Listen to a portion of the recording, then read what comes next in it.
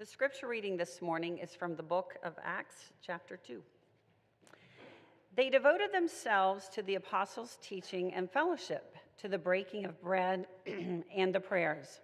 Awe came upon everyone because many wonders and signs were being done through the apostles.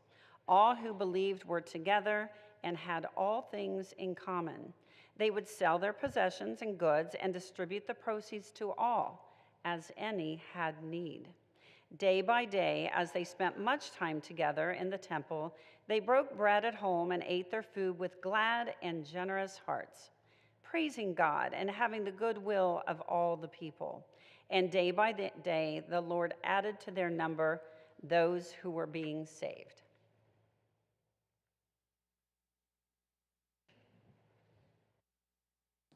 Thank you so much, Sue. Choo-choo! It is Confirmation Sunday, and this train is ready to go full steam ahead, and I am a sucker for a theme. We've got 9 students confirming their faith today and choosing to join our church. With them as fellow travelers, we are going to chug along with a little bit more power and a lot more personality. Today is the perfect occasion to reflect upon what it means to live and serve as a community. In the book of Acts, Luke paints a picture of a healthy, robust, collaborative group of disciples. After Jesus' death and resurrection, the group grew to include those who were brand new to the faith. We see a glimpse into what the church looks like at its very best. Luke tells us this community shared their possessions and their goods with one another. They distributed money so that everyone would have enough. They worshiped and they ate together. They ministered together.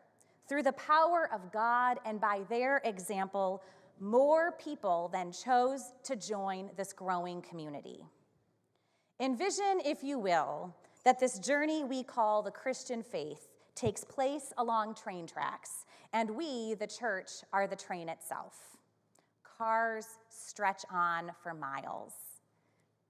People board the train at various times in their lives. Now, the views out our windows change.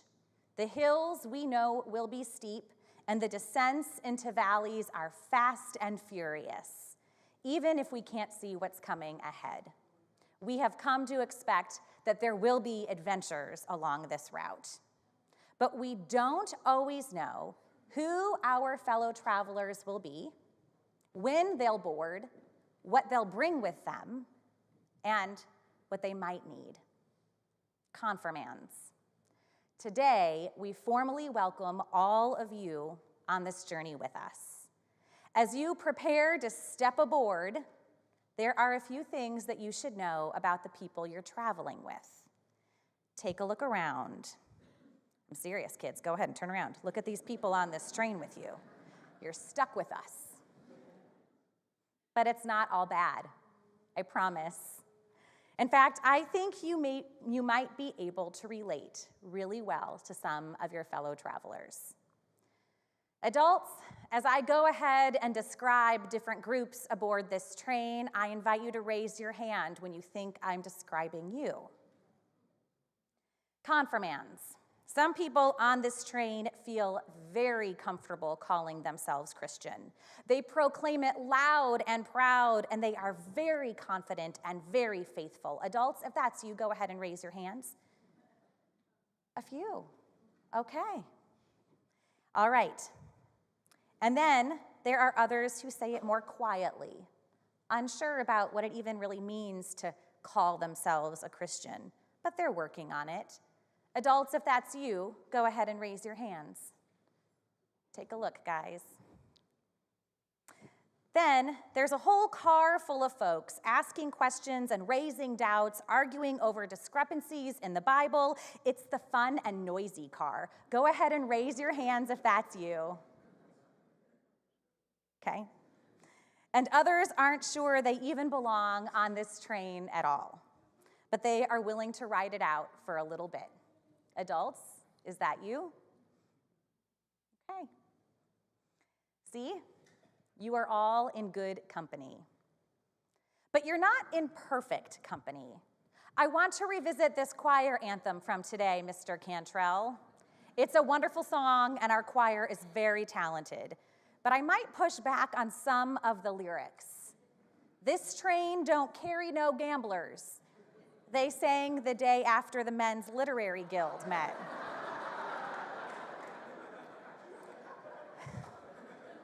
If you know, you know. There was something in there about everyone being righteous and holy. Well, that makes it sound like this train is full of folks who don't ever make a mistake. And that's just not us. So don't fret, confirmands. We have no expectation that you are boarding this train as perfect people either. That's not what Christianity is about. The famous poet, the late Maya Angelou, was once asked, "You're a Christian, right?" And she responded, "I'm working at it." Her response is the humble truth. We are all working and following Jesus in a way that is never complete. Following in the way of love and justice and mercy and hope is this ongoing pilgrimage, and it is best taken in the company of others. We call it church. Luke calls it fellowship. Here we are invited to share what we have and who we are for the benefit of the whole group. Today, this church is going to make a big, bold promise to the 9 of you to share what we have with you. And the really exciting part about today is that each of you is bringing an awful lot to our community also. Among the 9 of you, you have ample gifts that you are carrying aboard. So let's hear about them. Ellie, you bring a quiet, calming presence into every space, and your reassuring smile lights up every room. You are undoubtedly bold and serious on a softball field, and then you tap into your inner child with contagious joy at a ping pong table. Thanks for sharing that joy with us in this congregation since your baptism many years ago. And now that you're older, thank you for your growing, humble confidence that teaches us all how to listen more than we speak. It is a Christ-like quality that enhances this faith family. Camden, you walk through life with the kind of integrity that just draws people toward you. You thoughtfully consider every question and respond with wisdom beyond your years. Deep reflection seems to come easily for you, but so does good humor. I love watching your eyes twinkle in the moment just before you deliver a punchline. Your interest in learning from others means that you will always encounter God in beautiful new ways, seeing the divine image in all. We are grateful that you are a part of this ever-widening circle. Colin, early in this confirmation class, you told us that you feel closest to God when you are in nature. And that makes sense to me, seeing as God has gifted you with the inner strength of an age-old tree, an openness to where the Spirit will move you like the wind, and the energy of a hummingbird. Conversations with you are effortless, making you a natural friend to all. You will continue to develop many faithful relationships in this church, which is good news for us, because we will come to count on your kindness and goodwill always. Zach, in a family as large as yours, it is no wonder that you are competitive, but you're also just downright playful. You bring your focus from the baseball diamond to lively debates in our confirmation class. But in the end, no matter who wins, it is the joy that you find in every experience that shines through. It is evident that your family has nurtured your solid moral compass and that you are lovingly devoted to them. We will benefit from your loyalty in this church family too. Thanks for saying yes to continuing your journey with us. Caitlin, honest, dependable, and tender-hearted, you are the quintessential oldest sibling. Let no one mistake your sweetness as vulnerability. It is your strength, allowing others to feel immediately comfortable with you. Your flexibility and balance are useful on adventure courses and high dives, and also in a community. If ever there is a group project when we would need someone to lead us as both a great collaborator and slight perfectionist, we know to turn to you. Thank God you're here, because church is the ultimate group project. Drew. Every class has a sarcastic, witty member who likes to challenge authority in good fun. And so does every family.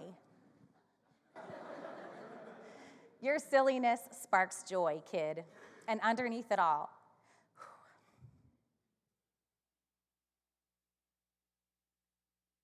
you are empathetic. Always, I got this, thank you. You're a good friend and a good mom. Underneath it all, you are empathetic, always the advocate for the underdog. As an athlete, you practice competitive skills, working toward the win. But in life, you practice compassion, working to stand with people whose needs and experiences are different from yours. Your justice-seeking, sometimes doubting, often arguing, and deeply questioning character is an excellent guidepost for our walk with the ultimate troublemaker, Jesus. Cynthia. In one moment, you are taking in the conversation around you, and in the next, you are sharing your own personal stories, giving us all a chance to learn from you. You are always authentic and honest, Cynthia. God has blessed you with incredible courage, which we witnessed when you faced your fears on a high ropes course. You never gave up. You mustered the strength to keep moving forward when it was hard, climbing higher yet. And you accepted guidance and then offered encouragement to others. And that way, you are a model disciple of Christ, and we thank God for your example. Hallie. You appreciate the beauty and artistry of life and of God's creation with the heart of a dancer. You are responsible and trustworthy, caring deeply for the youngest and most innocent, like your own siblings. And yet you're also a bit of a free spirit, embracing adventure on your many travels with a deep curiosity about other people and cultures. Through it all, you prioritize your large, wacky, wonderful family. With your grace and poise, we are thrilled you have chosen to travel with us in good faith. Wyatt. On the basketball court, you are determined and agile. And here with us, you are relaxed and quick to flash a bashful grin. Your balance of grit and wit make you a really good teammate and an excellent friend in faith. You also have an admirable maturity that tells you when it's time to step in, and then when it's time for you to step back and care for yourself and give others a chance to shine. That is a good practice for following in the way of Jesus. What a blessing that you are willing to do that here in this congregation. To you as a class, from the heights of a ropes course to the lows of Oreos rolling off of our faces and hitting the ground, from the question, where have you seen God lately? To the heated debate where I absolutely lost all control, you have been an absolute delight. I appreciate how thoughtful each of you have been in deciding if you want to confirm your faith. You wrestled with good questions. You took nothing at face value. Many of you definitely belong in that boisterous, fun car with all the hollering and nitpicking at the Bible. You've done the good and faithful work of deciding whether you're ready to step onto this train. Now, I encourage all of you to share what you have brought. All of those lovely things I just said about you, they are true. Let others experience those parts of you too, both in this church and in the wider Christian world. You make our church stronger and better and more fun. You make the whole of the Christian church more vibrant, even and especially when you poke around with your questions and your arguments. Now, more than ever, the church needs you. You are uniquely gifted to meet others' needs, just by sharing what you have and who you are. The expectations that Christian people will pray fervently all the time, and that we'll all know exactly how to love our neighbor, and that we all already know how to follow Jesus. Well, these expectations are way too high for any individual to meet. So, God calls us into community with each other and with Jesus Christ. We support and challenge each other, we dine together, we worship and minister together, and we share what we have, just like the first church we heard about in Acts. And as we journey onward, God continues to grant us the courage to throw open the doors and say, "All aboard!"